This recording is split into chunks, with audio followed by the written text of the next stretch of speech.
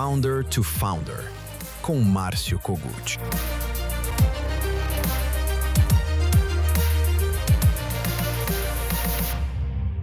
Olá, bem-vindos a mais um Founder to Founder, aqui no programa Inovação e Negócios, na Record News e em todas as plataformas digitais.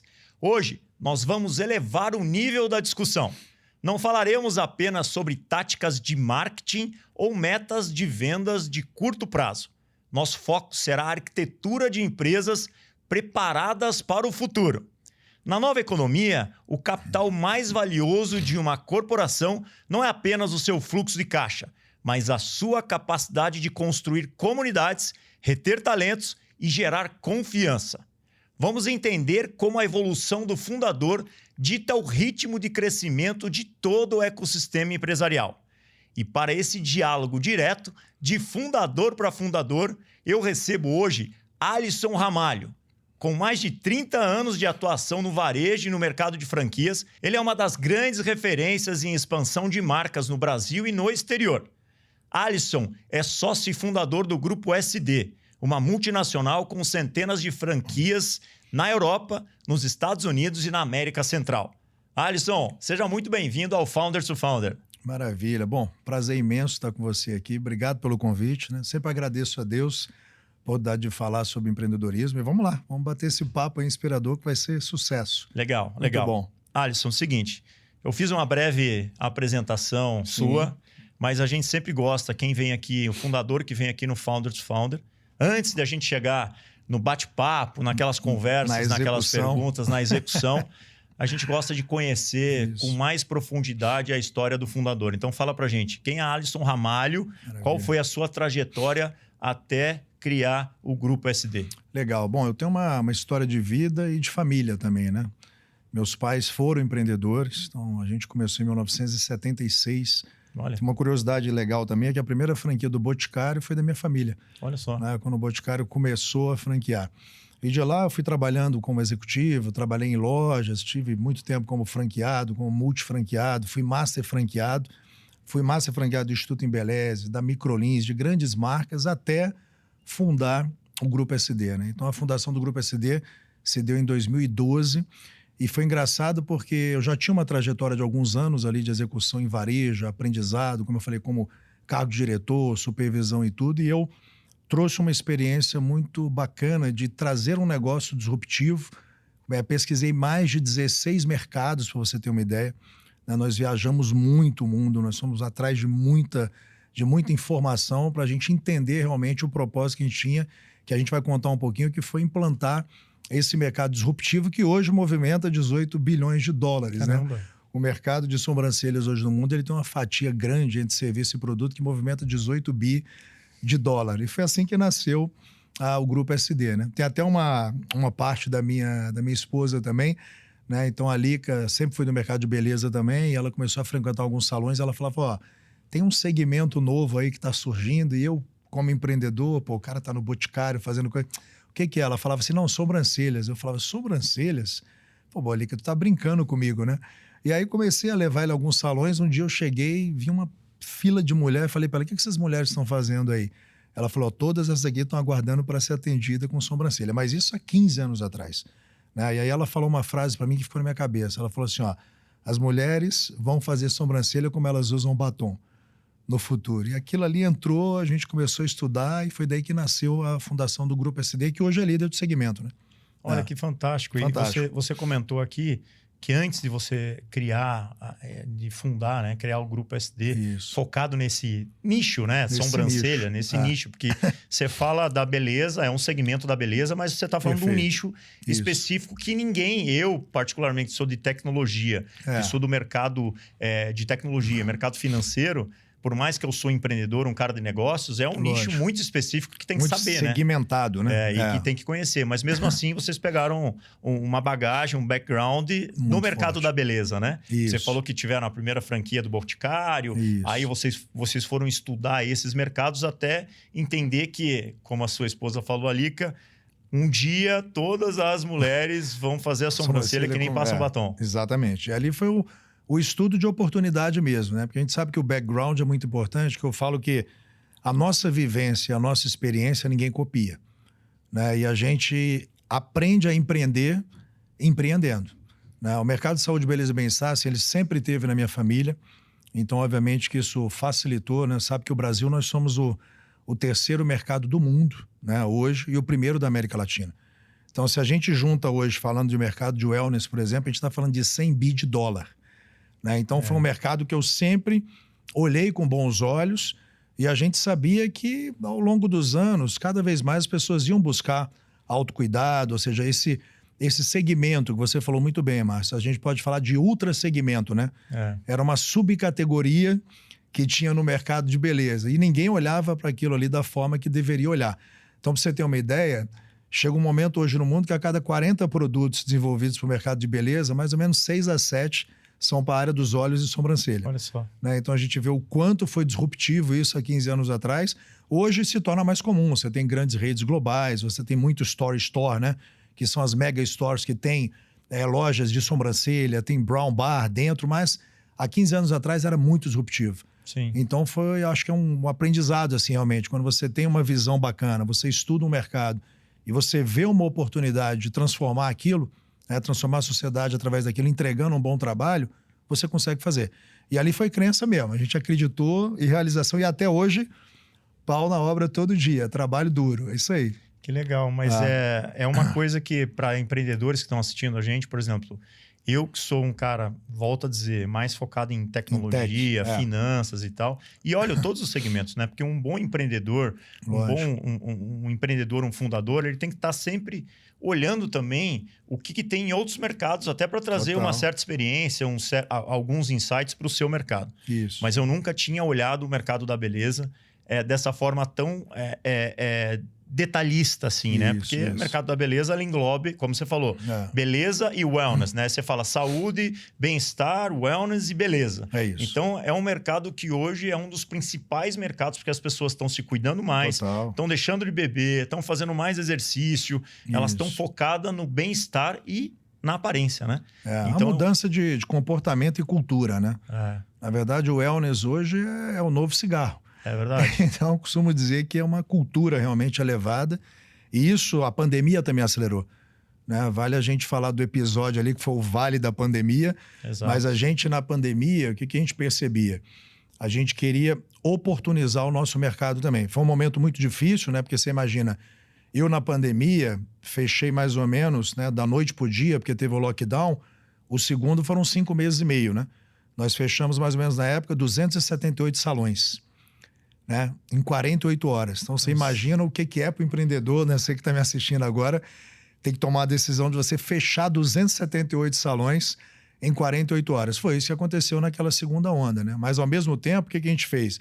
Nós percebemos que as pessoas ali, naquele momento, precisavam de mais autocuidado, estavam olhando mais para a estética e aquilo ali ia impulsionar, ou seja, a gente ia sair numa curva V, né? E aí foi muita administração, foi quando a gente entrou também no mercado digital, né? Um lado positivo para a gente falar, por exemplo, eu não olhava muito como empreendedor para o digital. O digital já estava rodando, mas eu tinha uma cultura digital na empresa, mas não era uma cultura de aquisição, não era uma cultura de venda, eu não tratava como um first channel, por exemplo, o digital, né? E quando a pandemia veio, ela sacudiu a gente, loja fechada, o que eu tenho que fazer? Preciso vender por aqui. Então foi um aprendizado, a gente teve que ressignificar, redesenhar, né, o modelo. E é uma coisa legal, Márcio, que eu falo assim, quando a gente fundou a empresa, eu falo que o empreendedor ele tem que ter 5 pilares, né? O primeiro é a gente ter uma visão muito clara, uma visão objetiva do que a gente quer. A outra ambição que eu falo que é o tamanho do jogo. Qual o tamanho do jogo que eu vou jogar? E aqui tem uma curiosidade. Quando a Sobrancelha Design nasceu, o Grupo SD, que são 4 marcas, né? A Eyebrow Design, a SD Makeup, que é a indústria, a Sobrancelha Design e o nosso Instituto SD. Quando nasceu, eu já tinha na cabeça que eu ia internacionalizar.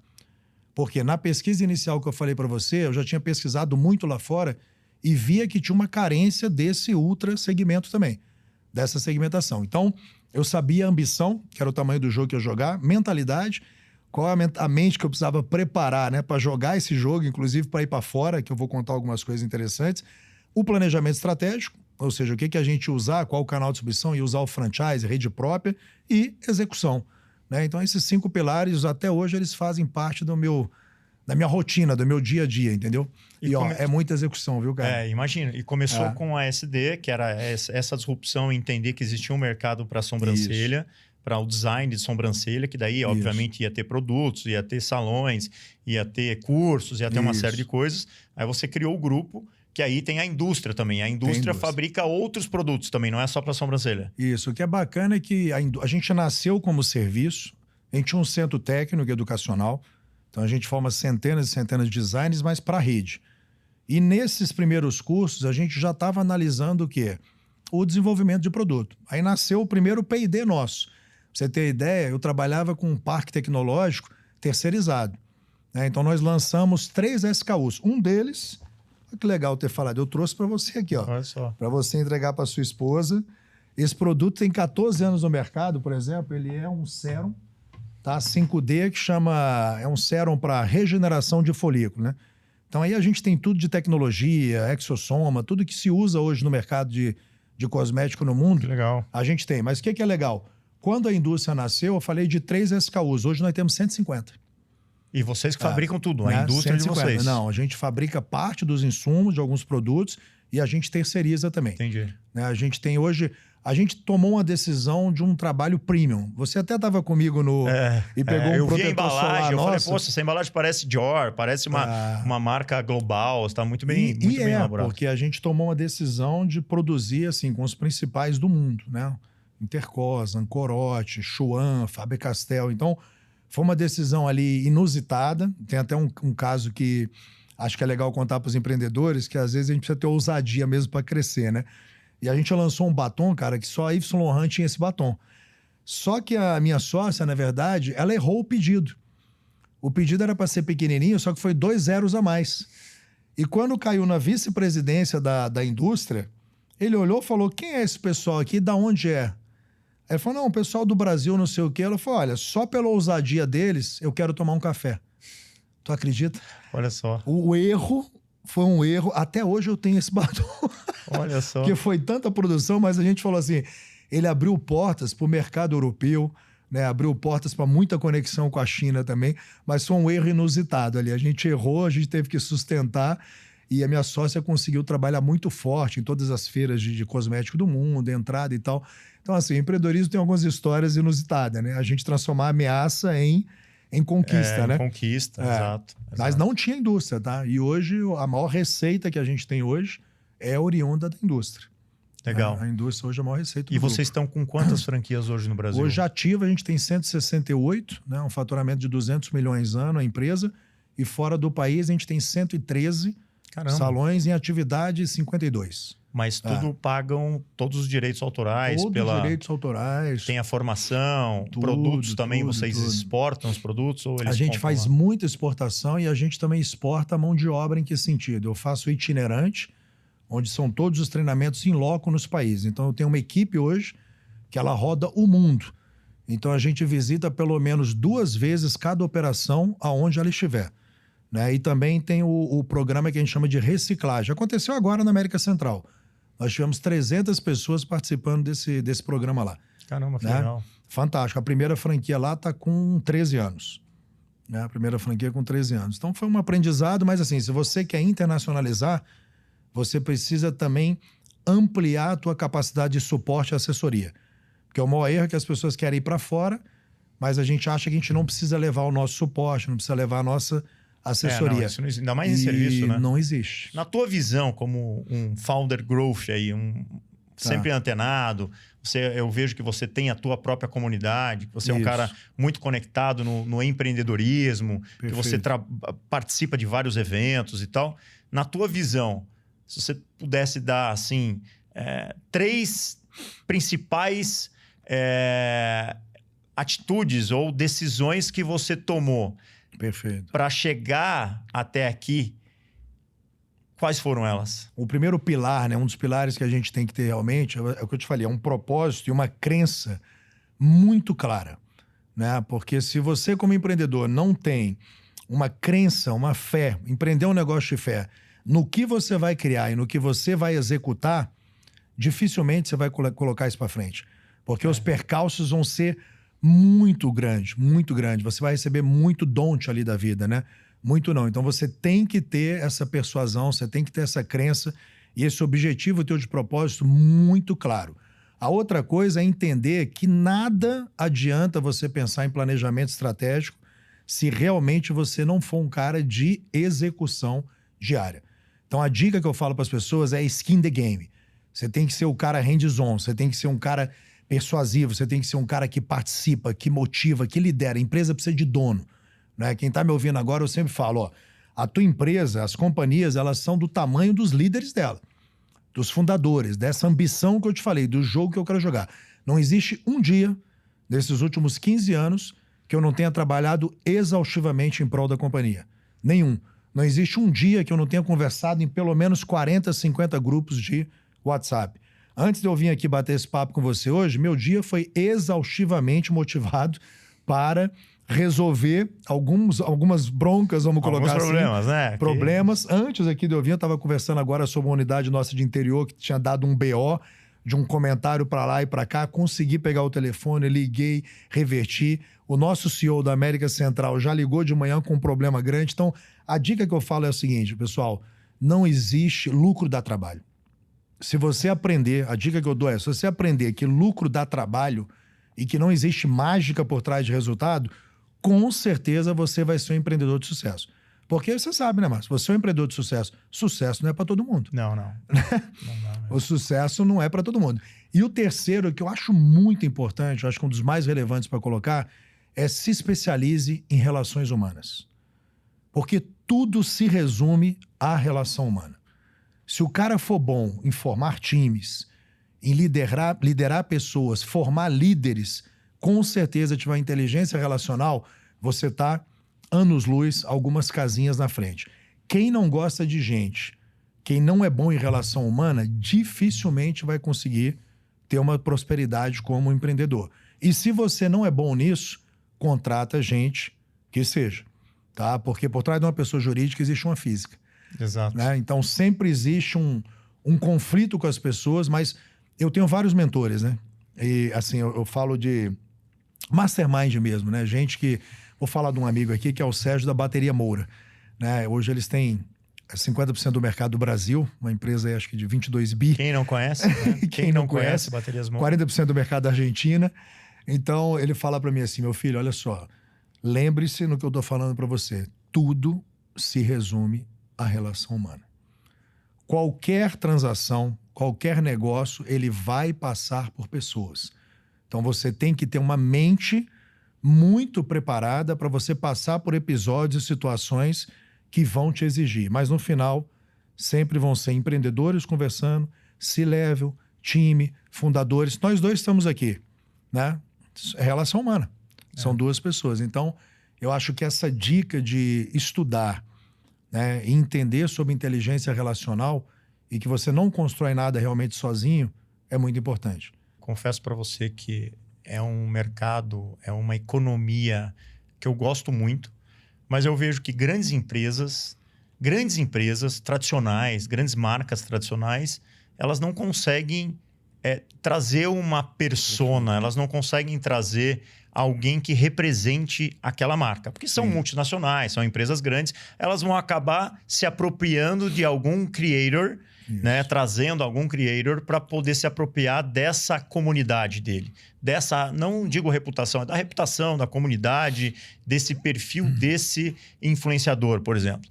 O que eu vejo é que muitos empreendedores estão surgindo nessa nova geração. Isso. Que aí é uma geração que primeiro você constrói a comunidade com aquilo que você se propõe a fazer, com aquilo que você se propõe a oferecer, né? Seja um serviço, ou seja um produto, ou seja uma linha educacional e tal. Você cria a tua comunidade e depois você começa a vender algo. Explica um pouquinho como que você está enxergando esse movimento. Porque às vezes eu vejo empresas investindo muito dinheiro para gerar conteúdo, para criar conteúdo e para tentar crescer a sua comunidade, a sua base de seguidores, mas eu vejo uma resistência pelas pessoas, porque as pessoas não seguem negócios, elas não seguem empresa, elas seguem pessoas. Perfeito. A prova disso se nós pegarmos hoje, se eu pegar o meu Instagram, o teu Instagram, O que a gente viu hoje? A gente viu o Instagram de alguma pessoa. Eu não lembro de ter passado na minha timeline, no meu feed, o Instagram de alguma empresa e eu ter prestado atenção. Perfeito. Eu presto atenção em alguém que está me trazendo alguma informação, que é aquela velha história de são as pessoas que eu sigo que eu tenho uma certa afinidade, que eu me identifico, ou que eu tenho como meu mentor, a minha mentora. É isso. Então explica um pouquinho como que você enxerga isso para aquele empreendedor que está assistindo, Legal. que quer entrar nessa economia. São duas vertentes, né? O que a gente chama de Founder-led Growth, que é exatamente essa ideia do quê? Antigamente você via que CEO, fundador, todo mundo vivia numa caverna. Né? A maioria das pessoas, e hoje eu falo esse movimento em âmbito global, que a gente pode citar aqui empresa, o próprio Elon Musk é uma persona. Né? Então ele fala das empresas dele, mas ele fala pelas empresas. Então antigamente as pessoas eram invisíveis, viviam numa caverna. De uns anos para cá, o que você viu? Já viu um movimento onde fundadores, onde CEOs, C-level começam a aparecer e começam a acelerar o quê? O que você falou muito bem, que é a conexão de pessoas com pessoas. Porque as pessoas não compram marca, elas compram comunidade e conexão. Então eu sempre falo o seguinte, independente do teu modelo de negócio, não hesite em colocar a tua cara. Porque as pessoas gostam de ouvir história. Ela se conecta com o teu behind the scenes, que é o teu BTS. Ela vai se conectar com a tua história, com as suas dores. Você vê que tem várias companhias no mundo hoje que estão escalando milhões. Por quê? Mostram os bastidores. Mostram cenas da vida real. E as pessoas cada vez mais vão comprar das pessoas que colocam a cara. Não é opcional.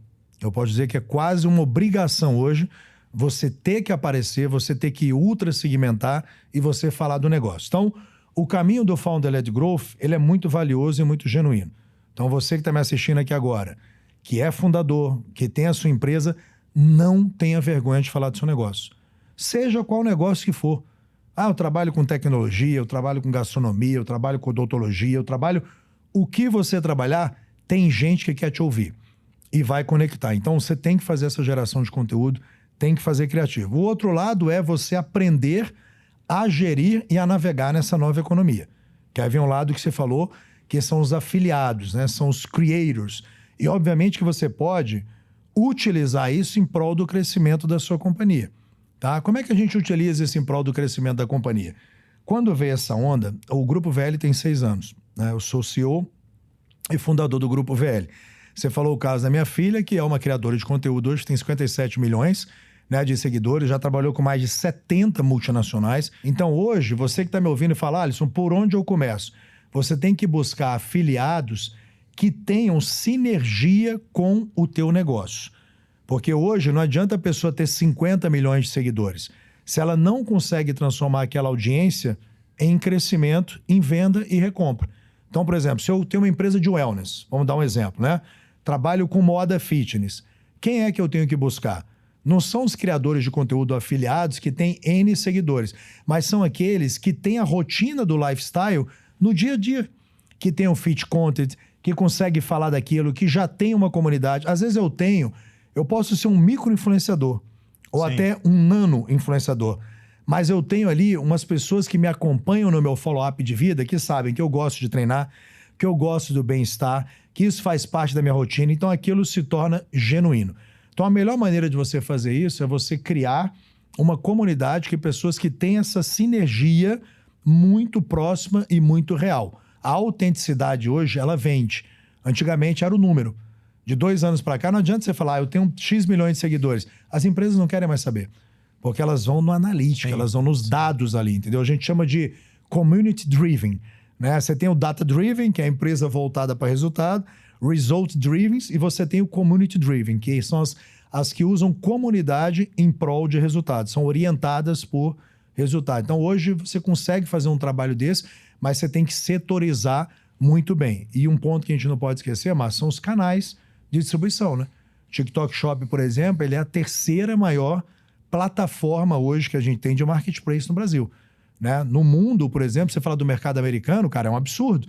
A cada 50 pesquisas, searching feito hoje nos Estados Unidos, 50% das pesquisas são feitas no TikTok. Eu concordo com você. Não é fácil. Às vezes o empreendedor, ele cria resistências, né? Cria. Próprio Benchimol, ele teve várias épocas que ele começou e parou, voltava, e eu tenho uns amigos que conhecem ele.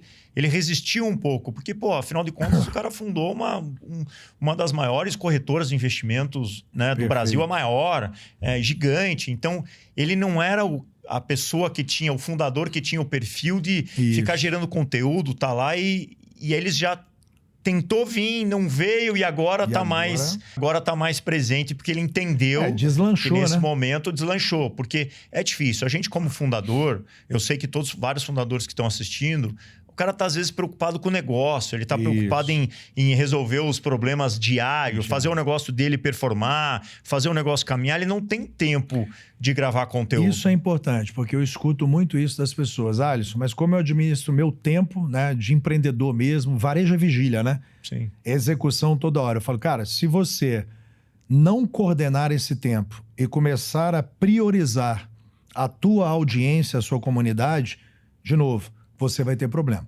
Então, a maneira que você despendia o teu tempo e como era a tua rotina, ela não serve mais para a nova economia.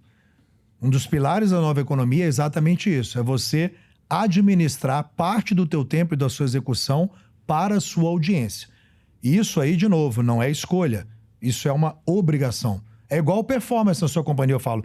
Performance é obrigação para todos nós. Empresa que não vende, ela morre. Empresa que não gera conteúdo, ela morre. Esse é o raciocínio que você tem que ter, para ficar bem claro para todo mundo. Se eu sou um cara que, vou travando, vou criando barreiras para criar conteúdo, você está criando barreiras para a sua venda. Por que eu falo isso? Por exemplo, o meu mercado, saúde, beleza e bem-estar, mais de 80% da decisão de compra está no digital. Mais de 80%. Se eu for para moda, mais de 90%. Então, ou seja, quanto dinheiro eu estou deixando na mesa? E às vezes eu sou um cara muito bom, tenho uma companhia muito boa, mas eu sou invisível, Márcio. Entendeu? Não, é verdade. Né? É que às vezes você tem também segmentos diferentes, né? Você pega um empreendedor que está criando um negócio muito voltado à empresa, um B2B, ele não entende que ele vai conseguir ter um resultado demandando um certo tempo, saindo daquelas prioridades que ele tem, tirando um tempo precioso para ir lá e produzir um conteúdo, porque o business deles é focado no B2B. Muitas vezes não é uma pessoa que tem uma decisão. Porque quando você fala do mercado de beleza, saúde, wellness, são pessoas que tomam decisão. Pessoas se conectando com pessoas e entendendo que eu gostei, eu acredito no que fala, eu vou comprar esse whey. Eu vou comprar esse produto. Porque são pessoas se conectadas às pessoas. Quando você fala de B2B, ele tem uma outra pegada. Não significa que ele não precisa fazer o conteúdo, mas ele tem que fazer o conteúdo, mas talvez não dê um resultado tão rápido como o B2C.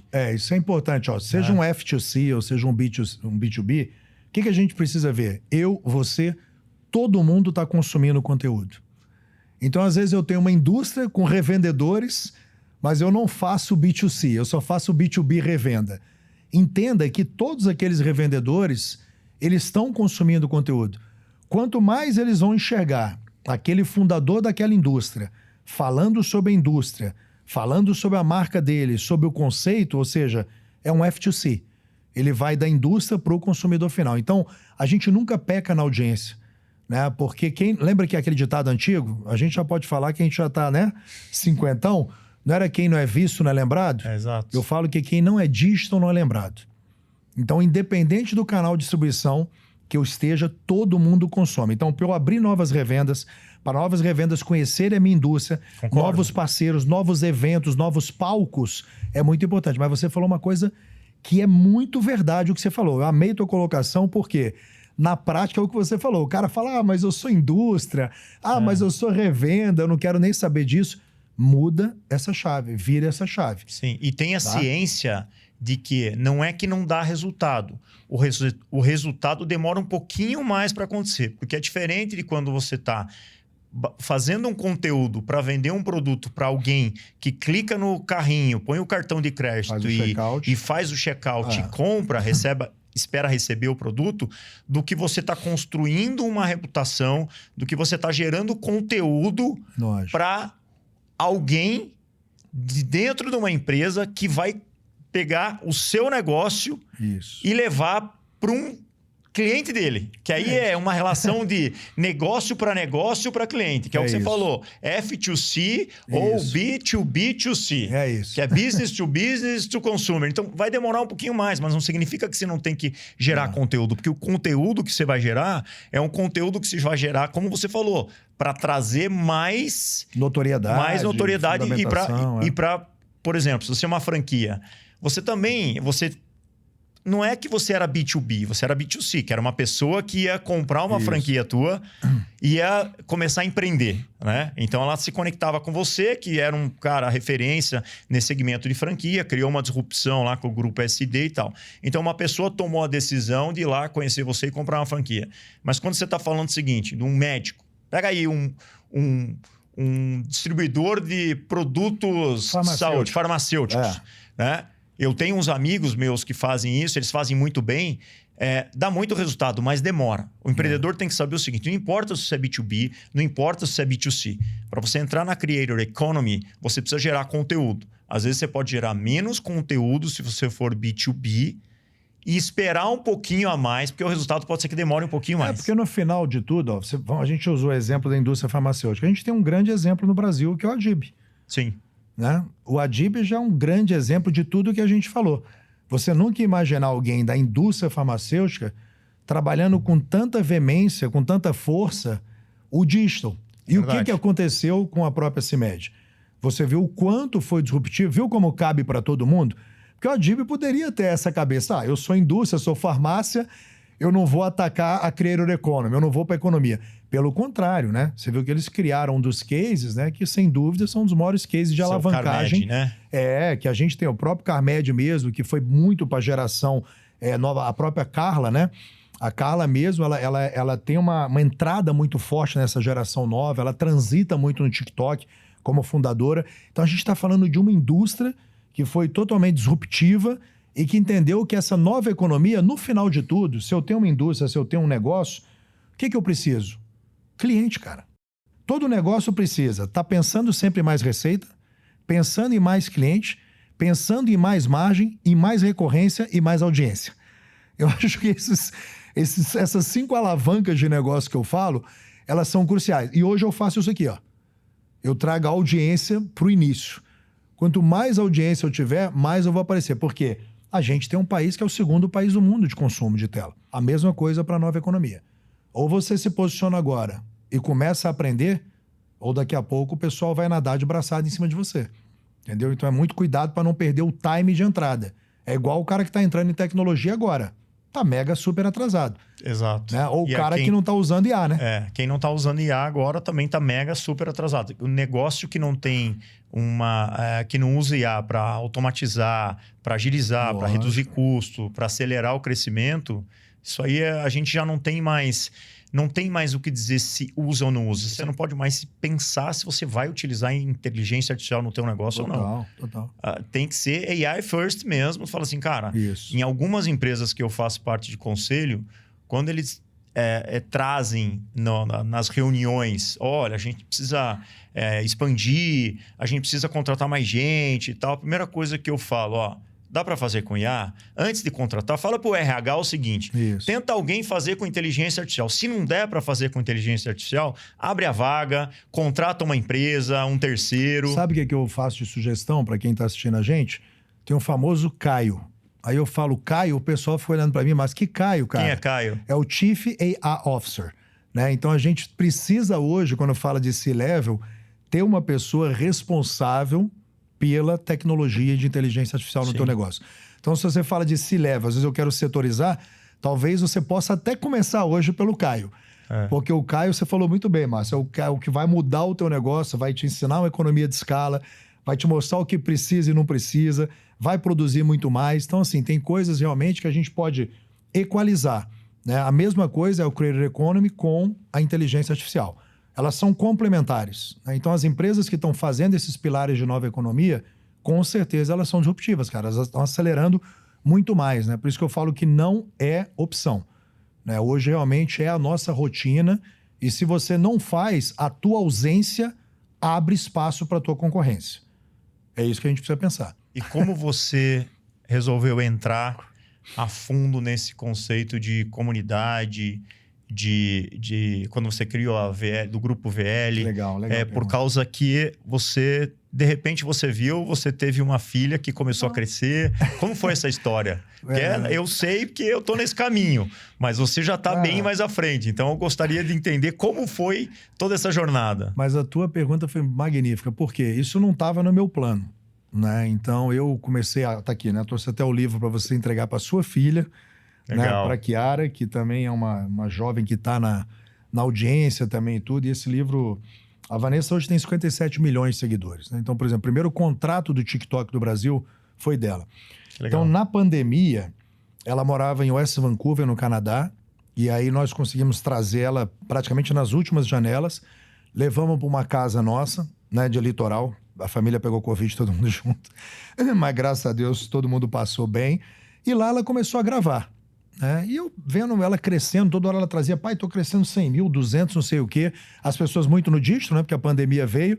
E aquele negócio, cara, foi acontecendo. Aí eu vendo a agência ligando, multinacional ligando. Eu falei, peraí, tem alguma coisa aqui que eu não... Pô, então isso faz 5 anos atrás? Isso faz 6 anos atrás. 6 anos atrás? Eu falei, olha, a Vanessa tinha 19, desculpa. Aí eu falei, tem alguma coisa que eu não tô enxergando aqui que eu preciso enxergar. Eu, como empreendedor inquieto, né, sempre ali obstinado, buscando alguma coisa para trabalhar... Cara, deixa eu me aprofundar um pouco mais. Mas isso aconteceu por intermédio da minha filha. Porque as primeiras agências que eu fui fazendo reunião, as primeiras marcas que eu fui conversando, eu falei, ó, tem um mercado aqui que realmente vai acelerar muito. E foi o que aconteceu. E aquilo foi crescendo de uma forma exponencial, posso dizer pra você que meteórica, e aí eu tive que criar toda a estrutura de empresarial, contábil, tributária, usar os nossos escritórios, né, de contabilidade, nosso escritório tributário, montar a empresa que foi o Grupo VL. Então, essas empresas, hoje a gente tem a VL, tem a Vanessa Lopes Star Produções, tem algumas empresas lá dentro e o negócio realmente se profissionalizou. Mas eu, como empreendedor, queria até deixar uma dica para vocês. Eu não sabia nada, mas eu quis aprender, eu quis estudar. Eu acho que o empreendedor, ele tem que ser incansável em estudar. Todo dia a gente tem que estudar sobre negócio. Se a gente falou de IA aqui, eu todo dia converso pelo menos 1h30, Márcio, com as minhas IA, os principais tópicos ali que eu tenho, os principais assuntos... Entendeu? Eu vou buscando e me aprofundo. Aqui foi um estudo meu que eu fiz um deep dive mesmo. Me aprofundei, fui estudando, criando conexões que eu não tinha e, graças a Deus, se tornou um negócio também multimilionário, um negócio de sucesso, né?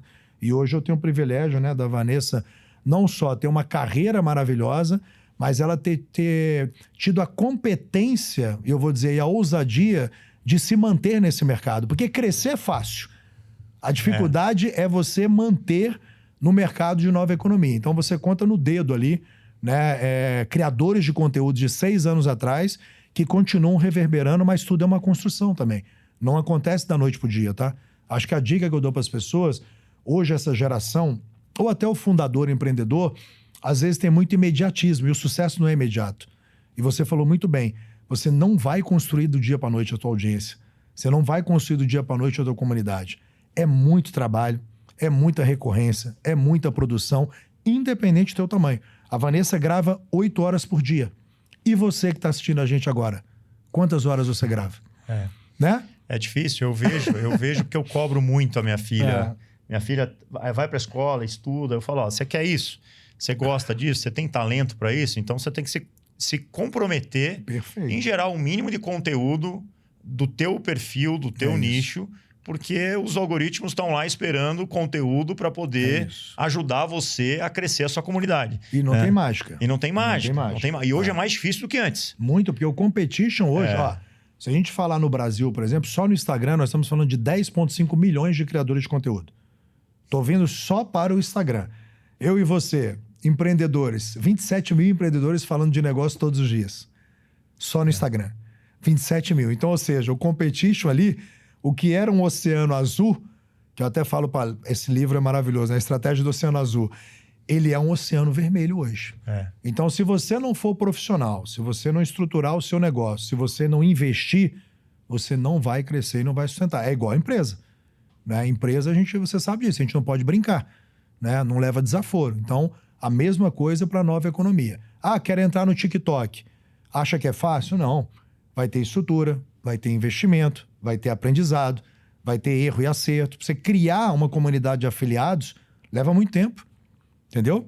E esse é o jogo, por exemplo, do TikTok Shop, né? Eu tenho que ter centenas e centenas de pessoas falando do meu negócio. Às vezes fala, minha marca faz 3 mil lives por dia. Não é a sua marca que faz. Mas como é que é isso? Isso é mentira. Não é mentira. Essa marca criou muitos afiliados, investiu treinamento, capacitação nesses afiliados e hoje ela tem 3 mil pessoas falando dela diariamente. Mas é um processo de construção e de investimento, né? Porque só de sample, só de produto como esse aí que eu te entreguei, de disparos são milhares. Então, gente, não tem... a nova economia, ela acontece do nada. Não, ela acontece com competência, profissionalismo e investimento. É um negócio como outro qualquer. Não, legal. Né? E como que você está vendo? Deixa não eu esqueça, até não aqui, esqueça o livro, não. Esse livro eu super indico aí para todo mundo dessa geração, que ele tem o cenas da vida real, que eu costumo dizer, né? E os bastidores de tudo que a Vanessa passou, né? Na adolescência, na infância dela. Então você pode ter certeza que a Kiara, depois que ler esse livro aí, ela vai amar, porque o que eu recebi de elogio desse livro é um orgulho muito grande para nós, né? E ó, eu vou falar para você, pelo pouco que eu conheci você, sua esposa, suas filhas, a Vanessa, vocês estão de parabéns, porque realmente não é fácil. Eu vejo a minha filha, a Vanessa, está com 25 anos. 25 anos. Então, tá numa trajetória dessa, onde você consegue crescer exponencialmente, ficar famosa, ter que administrar a vida de famosa, entendeu? A gente sabe que tem muitas pessoas maldosas no mundo, a gente sabe que não é fácil, você tem que ter um psicológico muito bem estruturado e para isso você precisa estar conectado a Deus, à família, você precisa estar sempre ali com as pessoas que te querem bem, porque no final, né, ninguém quer você melhor do que seus pais, do que a sua família, do que quem está fora. Então, com certeza, eu acho que deve ter um aprendizado muito grande aqui. E você foi na veia. Esse aí foi o viés do livro, né? Ela passou, assim, são tantas dores que como ela ia contar isso na versão dela e não na versão dos outros. Não na versão midiática, não na versão dos sites e tudo mais. Então, ela tinha que contar a história dela para ajudar as pessoas. Aí ela abre o coração mesmo, tá? Ela abre a cabeça e o coração de todas as dores, sofrimento que ela passou, que ela ainda passa, né? Então, é você... blindar a tua mente, né? Eu falo para ela que empreender é um negócio de fé. Né? Sucesso sem Deus é fracasso. Então, ela criou ali uma estrutura e muita coragem para escrever esse livro. Né? Porque não é fácil você, tão jovem, poder abrir tanto suas dores, né? Seu coração. E aí, cara, tá... E contar, né? Porque tem que contar, tem que falar, tem que dizer o que passou. Não adianta escrever superficial, tem que contar a história. Esse é um livro que fala mais de dor do que de conquista. Mas é que com a dor que a gente aprende, né? E a gente passa isso para os outros. Transformar dor em aprendizado. A gente está batendo esse papo sobre a Creator Economy e da mesma forma que a gente sabe que nessa nova economia a gente tem milhões de influenciadores, de pessoas que estão ali com as suas comunidades para mostrar o seu lifestyle, para mostrar, pregar aquilo que acreditam. A gente também tem muitas pessoas nessa mesma economia que tem milhares de seguidores, milhões de seguidores, e que acabam desviando isso e indo para o caminho errado. Eu queria perguntar para você o seguinte: como você enxerga esse futuro? Porque eu vejo muitos influenciadores que nunca tiveram um CNPJ e estão dando curso de empreendedorismo. Ou melhor, o primeiro CNPJ que ele teve foi para poder emitir a nota fiscal do curso que ele estava vendendo. Perfeito. E tem milhões de seguidores e pregam algo. E esses caras eu tiro o chapéu, porque são pessoas muito persuasivas, são pessoas que conseguem se comunicar bem, conseguem atrair a atenção do público, né? Atrair, e sustentar isso e fazer com que a pessoa vá lá, coloque o cartão de crédito e pague por um curso. E isso não é ainda tão ruim, ao meu ver, porque a pessoa está pagando por um curso, muitas vezes não é um curso muito caro, perde um dinheiro pequeno e tal. O pior é aqueles influenciadores que ainda convencem as pessoas a investir as suas economias numa pirâmide financeira.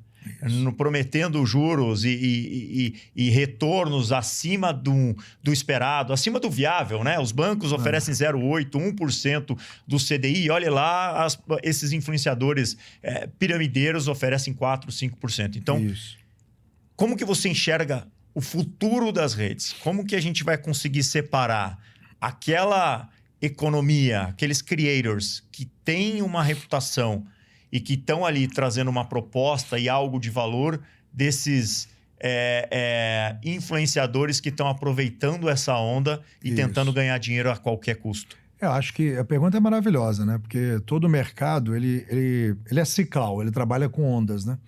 Essa primeira onda que você falou, ela é uma onda de muitos oportunistas. Eu costumo dizer que mais de 90% é fumaça, né? Então, o que que acontece? Realmente são pessoas que não têm, como você falou, um CNPJ constituído, nunca construíram nada e estão ali buscando ensinar as pessoas como gerir a vida, aquela rotina instagramável que vai mudar a vida da pessoa, que vai transformar a vida de... Só que isso tem um lado positivo, porque organicamente e naturalmente a sociedade, como todo o mercado, vai amadurecendo.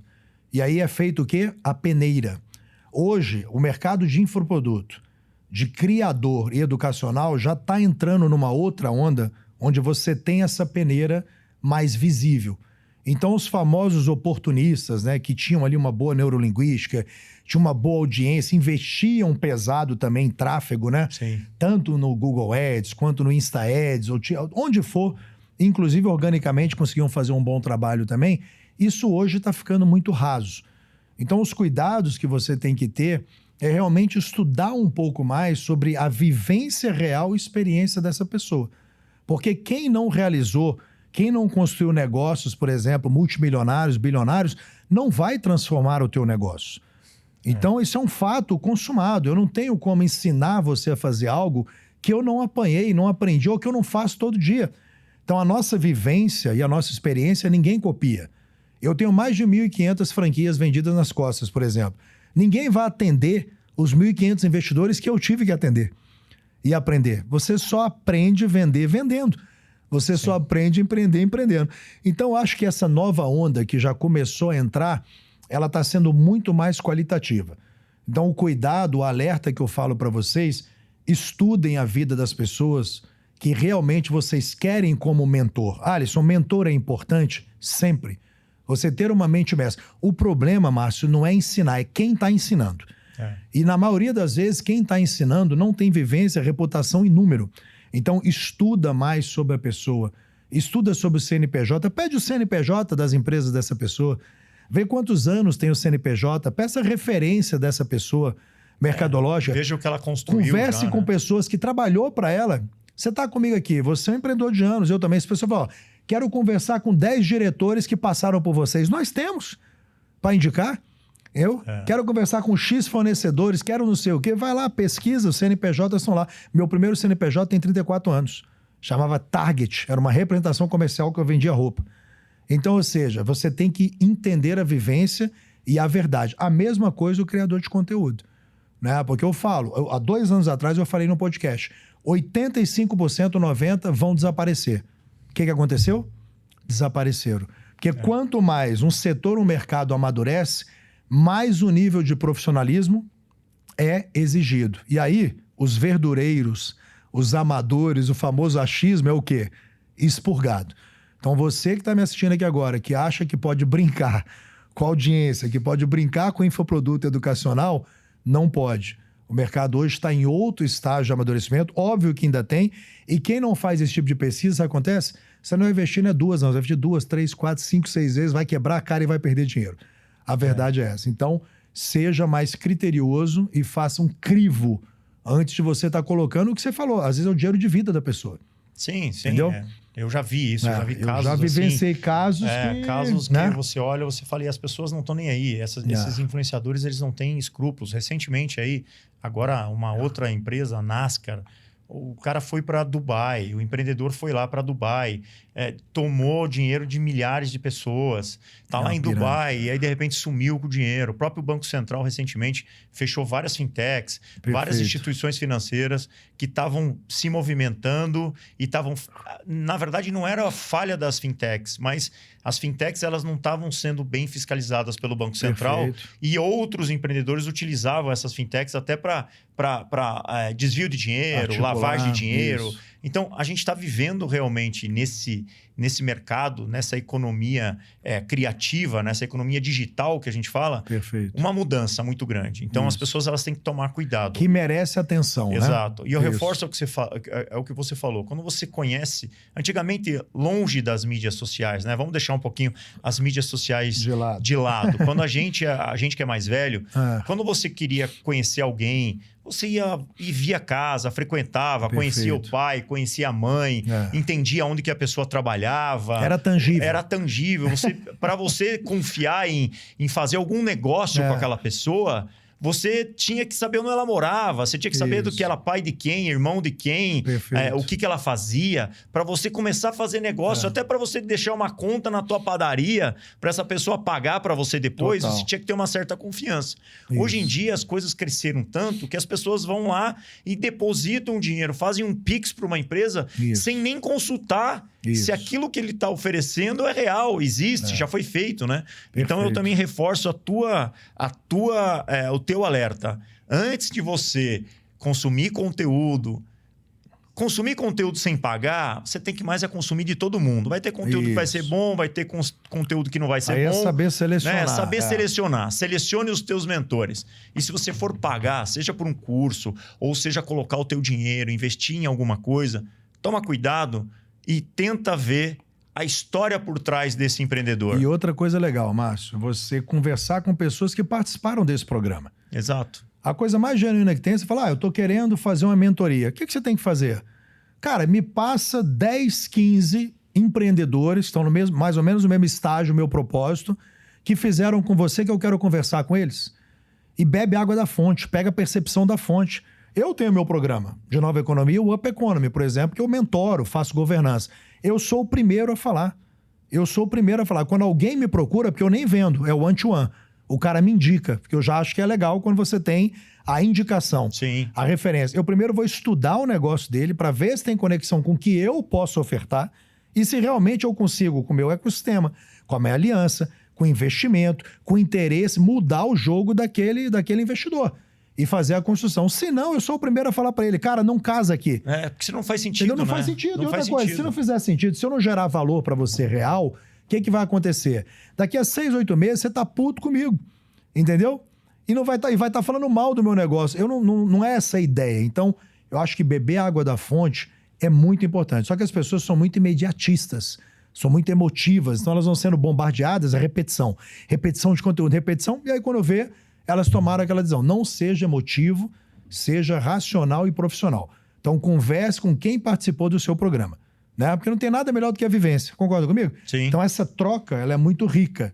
Né? Não assine nada, não entre, não faça o famoso Pix que você falou, se você não conseguiu conversar com os mentorados do curso, da educação que você quer fazer. Né? Ou até de uma empresa que você consome. Não é verdade? Exatamente.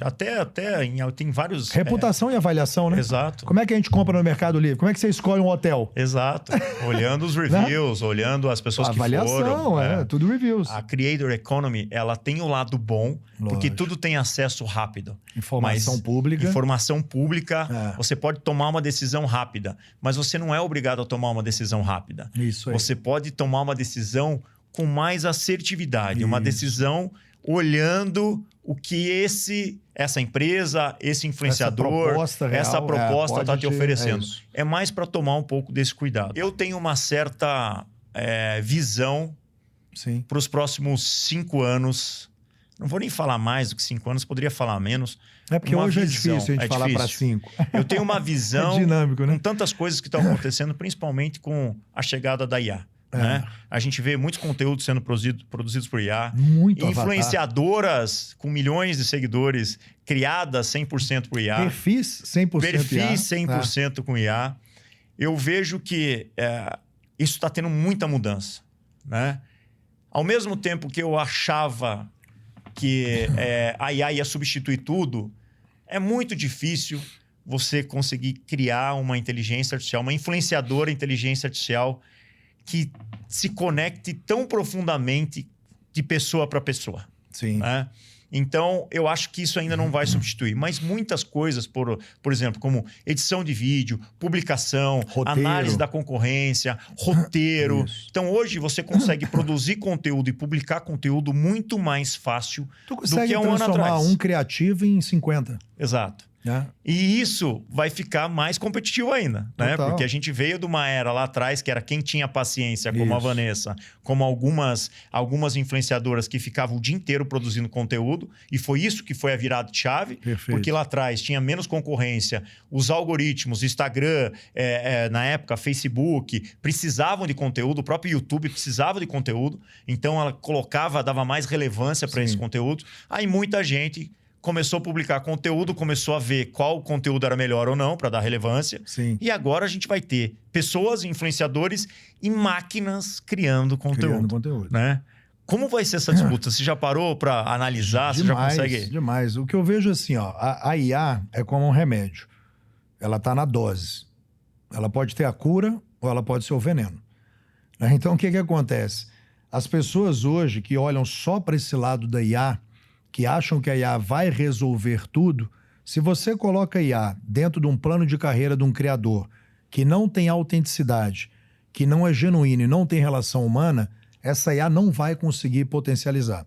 Agora, um bom criador, eu vejo isso para minha filha, que é muito estruturado, com questão de roteiro, script, estrutura, projetos, ela consegue ser complementar e não conflitante. Por quê? A gente, Márcio, escuta tanto falar de tecnologia e vai aumentar tanto a tecnologia nos próximos anos que as relações humanas vão ser o grande poder. Eu sempre falo isso para as pessoas.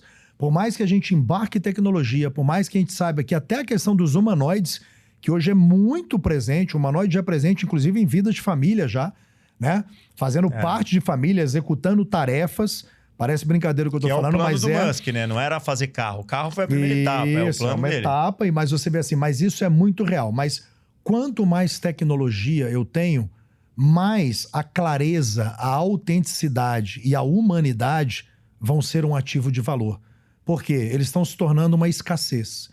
Então hoje, o Creator Economy, aquele cara que realmente é genuíno, que ele é autêntico, que ele abre o coração, que ele abre a vida dele, que ele sabe falar, esse vai perdurar para frente, porque as pessoas vão procurar isso. Elas não vão procurar só tecnologia. E aí ele vai ter as doses e as pílulas inteligentes dele dentro do conteúdo dele. Minha filha usa tecnologia para produzir algumas coisas, usa IA para produzir algumas coisas, faz trabalho com avatar, não tem problema. Mas aquilo não é a parte majoritária do trabalho dela. Porque ela sabe que ali tem uma pessoa que se conecta com uma pessoa. É um ser humano que está se conectando com um ser humano. A comunidade, ela vem desde o tempo do Orkut. O que é a comunidade? Pessoas que têm a mesma maneira de pensar, a mesma maneira de ter o mesmo comportamento, gostam das mesmas coisas. Aquela comunidadezinha do Orkut que a gente participou, as pessoas já tinham aquilo. Então, assim, para os próximos anos eu vejo que quem conseguir trabalhar relacionamento humano e a tecnologia, a inteligência artificial de forma complementar, vai voar. Quem acha que vai depender exclusivamente, vai conseguir ganhar mercado, ganhar audiência só com IA, tá fadado a insucesso. Tá? Isso eu não tenho a menor dúvida. Então entendam, vão ter que saber fazer o balance, jogar esse jogo e pesem mais pro lado da relação humana, porque eu sou um ser humano, você é um ser humano, quem está assistindo a gente, e a gente tem essa carência por natureza. E quem vai consumir, quem vai comprar é um ser humano. É um ser humano. Então não adianta você também. Eu tenho essa mesma percepção. Obviamente que eu entendo que depende de cada situação, depende de cada negócio. Né? As relações humanas, elas são importantes sempre, mas elas acabam ficando um pouco mais importantes em determinados contextos. Isso. Né? Em outros contextos, você tem que ter relação humana, porque senão você vai estar lidando de máquina com máquina, e para que nós estamos aqui nesse planeta? Não faz sentido. Que hoje já tem, né? Hoje já tem muitos, vamos dizer assim, a tecnologia hoje já faz... Por exemplo, minha parte de SDR, a própria IA faz a revisão dela. Sim, exato. É revisional. Né? Então, é o que você falou, é verdade. Vai sempre depender do teu modus operandi. Depende do contexto e da onde você está aplicando a IA. Eu tive até... Esses dias eu vi uma entrevista do fundador da NVIDIA, que hoje é uma das empresas mais valiosas do mundo pelo chip e porque precisa de poder computacional para processar IA, e daqui uns dias a gente vai ter um notebook que vai processar milhões de tokens de IA rapidamente. E o custo de produção do chip, custo mais rápido, porque hoje a gente enfrenta ainda um problema do custo e tal. Que nem enfrentava o problema de custo na época da internet lá atrás, energia e tal. Então eu vi o fundador da NVIDIA falando o seguinte: para profissionais, tá? Eu estou falando aqui para profissionais como direito, advogados e determinados profissionais que, obviamente, a IA vai causar um impacto maior. Muito. Ele falou o seguinte: quer ganhar mais sem utilizar IA? Seja encanador ou pedreiro. Isso. Por quê? Porque são coisas e atividades que vai ser muito difícil você substituir 100%. Por Obviamente isso que tem que ser complementar. Exato, tem que ser complementar. Isso. Mas eu volto a falar, concordo com você que a relação interpessoal, a relação de humano para humano, essa conexão, ela vai ser sempre a prioridade. Porque se você está focado na Creator Economy, onde você cria uma comunidade que tem afinidade com você, você é um humano, você vai criar uma comunidade, você vai fazer parte de uma influenciadora IA que não existe. Ela não está conectada com você. Você pode até seguir para achar legal, para ver as fotinhas, mas aquilo ali não vai te passar algo... O game é outro. Exato, o game é outro. Não é uma coisa que você entende. E eu concordo muito com você, porque eu vejo muitos comentários de meninas nos perfis da minha filha falando, olha, imagina no da Vanessa... Olha, você não sabe como você é uma inspiração para mim. Eu acordo todo dia, eu vou ver os seus conteúdos. Eu adoro como você fala. Às vezes eu tô triste no meu quarto aqui, sozinha, trancado, mas, você me completa quando eu fico vendo aquilo que você tá postando. Isso. Como que uma pessoa vai se conectar com uma influenciadora IA? Não existe isso. Inspira a vida de muitos, né? Por isso que eu falo que o lado humano, ele... É o que eu te falei, ele sendo bem trabalhado e equilibrado, ele vai. Hoje, por exemplo, eu pego os meus salões. Eu tenho uma tecnologia muito forte, mas é um trabalho onde todos os times operacionais dão sequência. Eles trabalham em comum acordo. Quando você só tem tecnologia, você não tem a continuidade do trabalho, geralmente você vai ter um problema. Às vezes eu embarco a tecnologia, mas eu não tenho uma cultura de tecnologia ali para poder fazer esse follow-up, dar essa continuidade, fazer o CS do cliente e tudo, se torna diferente. Então, tudo pode ser complementar. Tudo que eu te falei do follow-up poderia ser todo feito pela máquina, certo? Os SDRs, os seus IA. Mas eu opto, porque eu sou serviço, né? A dar uma continuidade de tratamento que traz o lado humano, traz a humanidade, traz uma atenção que, de novo, ela é complementar. A máquina continua, a máquina começa, ela vai trabalhando e a gente vai exercitando. A mesma coisa para o mercado de Creator Economy. Você pode ter a tecnologia e deve, mas você tem que ter muito forte o teu propósito e a tua relação como ser humano. Isso eu peço para as pessoas não apagarem, entendeu? Essa é a maior dica que eu posso te dar. Eu vejo cada vez mais as pessoas carentes, né? A pandemia trouxe muito isso. São carentes de família, né? São carentes de Deus, são carentes de muita coisa que a máquina não consegue, suprir isso. Sim, entendeu? Sim. Então ela vai sempre potencializar. Mas eu acho que a gente tem um impacto radical, tá? Para a gente ir concluindo aqui, eu acho que o impacto radical é aquilo que a gente nem sabe o que vai acontecer ainda na humanidade através da tecnologia. E esse impacto radical, ele é muito maior do que o impacto da indústria, muito maior do que o agro, muito maior do que a internet, é o impacto que a gente está tendo agora com a questão da tecnologia e inteligência artificial. É mais ainda, que eu falo para você que é mais ainda por causa da inteligência artificial. Porque, por exemplo, eu vim de tecnologia, né? Eu tenho 30 anos de tecnologia. Já criei algumas empresas que a tecnologia era o fim, né? Muitas empresas valiam bilhões porque elas tinham uma tecnologia que ninguém tinha. Tinha uma tecnologia ali única, exclusiva, única e tal, e a tecnologia sempre foi o fim. Então, empresas eram vendidas por bilhões porque tinham uma tecnologia que era muito difícil ser replicada, era complicado, ela era a única que tinha. Então, isso era negócios que valiam bilhões porque eram 100% tecnológico, proprietários, e a tecnologia era o fim. Hoje, com a IA, a tecnologia é o meio e já virou commodity. Perfeito. Porque todo mundo consegue construir hoje um aplicativo do Uber usando inteligência artificial em dias. Total. Mas, para você ver, quanto valia o Uber lá atrás, né? Quando não tinha inteligência artificial. Só que, por que o Uber continua sendo Uber? Porque ele já tem a sua comunidade, ele já tem os seus usuários, ele já criou a sua gestão, a sua rede. Então não é tão fácil É fácil você criar um outro Uber, um aplicativo, a tecnologia conectando todo mundo, taxista, com usuário, com a IA, mas você não vai conseguir crescer como o Uber cresceu. Pronto, esse você falou aí é perfeito, é mais ou menos o que eu quis falar das lojas lá. Eu tenho uma tecnologia, mas eu não consigo plugar ela onde não tem gestão, É isso. onde não tem comunidade, entendeu? Se aquela loja não tem uma boa comunidade, aquela tecnologia, para mim, ela meio que... Até porque o teu final é um serviço. Ela perde o potencial, entendeu? Ela fica subutilizada, né? Então, acho que é a maneira que a gente vai utilizar, a maneira que a gente vai dosar, mas óbvio, né? Todo mundo tem que estudar muito sobre IA. Às vezes, quando o cara me pergunta assim, você dá uma dica pro empreendedor, alguém que tá começando, o cara, fique bom em IA. Fique bom em tech, fique bom em tecnologia, porque isso é um diferencial. E não superficial, né? Eu vejo que muitas das pessoas usam inteligência artificial de forma superficial. Sim. Vai ali, faz uma brincadeirinha com o GPT ou com o Gemini, fala ou nem uma quer coisinha, investir, né? Ou nem quer investir, são resistentes para isso e tal. Mas, felizmente ou infelizmente, mas eu, mais que sou de tecnologia, só venho falar felizmente, a gente está vivendo uma nova era. Total. Da mesma forma, quando a gente teve lá a revolução da internet, a revolução das mídias sociais, a gente tem hoje a revolução da inteligência artificial, que vai estar presente na nossa vida e a gente nem vai saber se está usando ou não, porque você sabe para que ela está sendo usada num determinado momento. O que vai acontecer é que uma indústria, em vez de ter 300 funcionários, ela vai ter 100, vai ter 50. A inteligência artificial vai vir para reduzir custos, melhorar processos, né? Mas volto a compartilhar da mesma crença que a sua. Relações interpessoais e a conexão das pessoas é o que vai fazer a diferença no mundo dos negócios. É sempre muito valioso, né? E a tendência é que continue sendo exponencial, né? Exatamente. Eu acredito muito nisso. Alisson, a gente debateu aqui um tema fantástico. Obrigado pela sua participação aqui no Founder to Founder.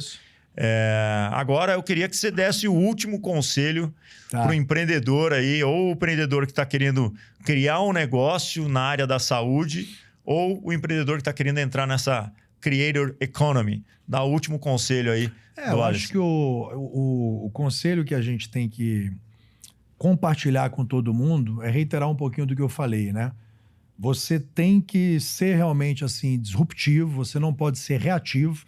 E você que ainda tem muito paradigma, estude, entendeu? Conheça, aprofunda, aprenda, porque você vai entender que quanto mais você conseguir utilizar a tua visibilidade, o teu conceito em prol do teu crescimento reputacional como profissional, como empresa e para a tua empresa, isso vai ser muito benéfico.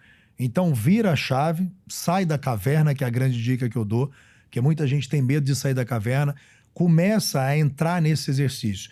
E concluindo por uma dica para todo mundo como empreendedor, eu falo que tem alguns pilares que eu sigo na minha vida há 30 anos, cara. Que, primeiro, acho que a gente tem que ser espiritual, a gente tem que ter nossa fé. Né? Independente de qual seja. A gente tem que ser social, escolher muito bem as pessoas e ambientes que a gente vive. A gente tem que ser físico, cuidar da gente. Tá aqui, ó, nós todos cinquentão aqui, ó. Cuidar da gente, porque você tem que ser egoísta quando o assunto é cuidar de você. Você tem que ser familiar, que a família é a classe educadora da sociedade e tudo. E você tem que ser muito profissional, se propor a ser o melhor no que você faz. E depois que eu tive esse problema na minha família, eu botei ser mental. Se você conseguir equilibrar esses pratos e esses pilares, com certeza você vai conseguir ter uma jornada tanto de vida, né, empresarial mais próspera, mais segura e com certeza mais alicerçada para não construir um gigante com pé de barro, que é o que muita gente faz na nova economia. Então, minha dica hoje, do dia e hoje seria isso aí. Valeu, hein? Obrigado, Maravilha. Alisson, pela sua participação e por todos os insights aqui no Founder to Founder. Foi maravilhoso. Agradeço todo mundo aí. Vamos com tudo. E para você que acompanhou o Founder to Founder de hoje, o ensinamento é fundamental. O teto de crescimento da sua empresa é o teto da sua própria liderança. A audiência pode até ser comprada, mas a confiança e o relacionamento, que são os verdadeiros pilares e moedas da nova economia. Exigem tempo, estrutura e um fundador preparado para o futuro. O Founder to Founder de hoje fica por aqui. Até a próxima. Founder to Founder, com Márcio Kogut.